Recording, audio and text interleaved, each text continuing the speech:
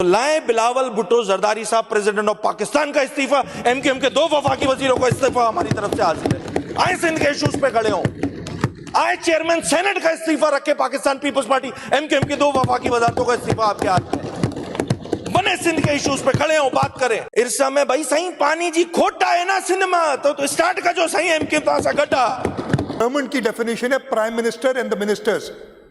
इधर सूबाई असेंबली में चीफ मिनिस्टर और कैबिनेट जो है ना वो गवर्नमेंट होती है, स्पीकर गवर्नमेंट नहीं होता है।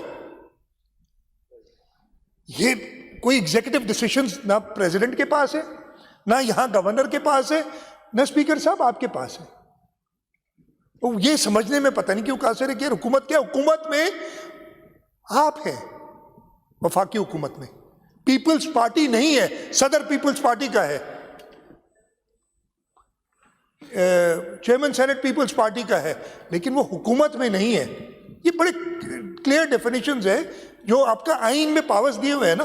कल को आप ना आइन को मानते हैं ना किसी और चीज को मानते हैं, कहते हैं कि ये आप रिजाइन करें तो हम कर देंगे। आपको रिजाइन करने के लिए नहीं कह रहे, हम कह रहे हैं आवाज उठाओ। कहा गया कि जी पीपल्स पार्टी वाले नहीं, बस हम ही रह गए।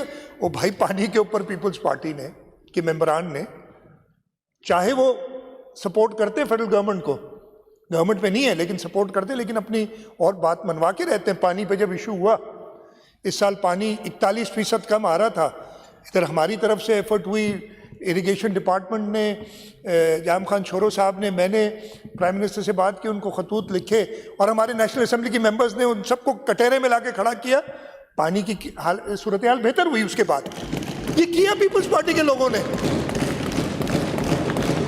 हम कह रहे हैं कि आप भी इस सूबे के लिए साथ काम करें, अपनी आप चले हुकूमत में रहिए, नहीं रिजाइन करें, इसलिए कि शायद गुजारा नहीं है उसके बगैर। यही तो वजह है कि जो फेडरल गवर्नमेंट आती है आप उसके साथ होते, फिर लड़ झगड़ के खत्म हो जाते हैं, अलग हो जाते हैं।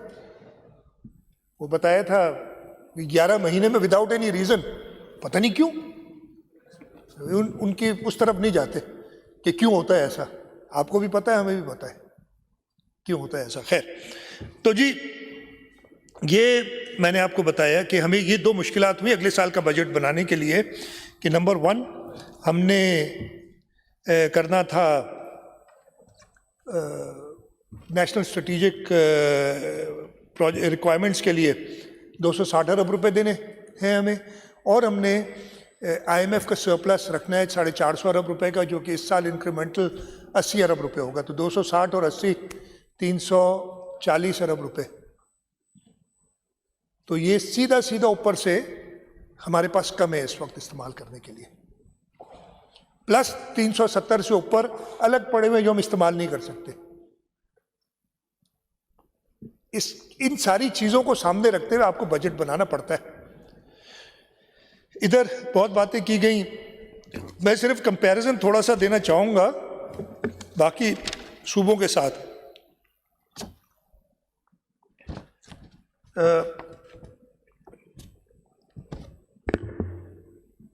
3 मेजर कंपोनेंट्स होते हैं बताए थे, करंट रेवेन्यू एक्सपेंडिचर है, करंट कैपिटल एक्सपेंडिचर और डेवलपमेंट एक्सपेंडिचर है। सूबा सिंध का करंट रेवेन्यू एक्सपेंडिचर में इंक्रीज हुई है 7.4%। हमसे जो बड़ा सूबा है उसमें हुई 9.7% पिछले साल से।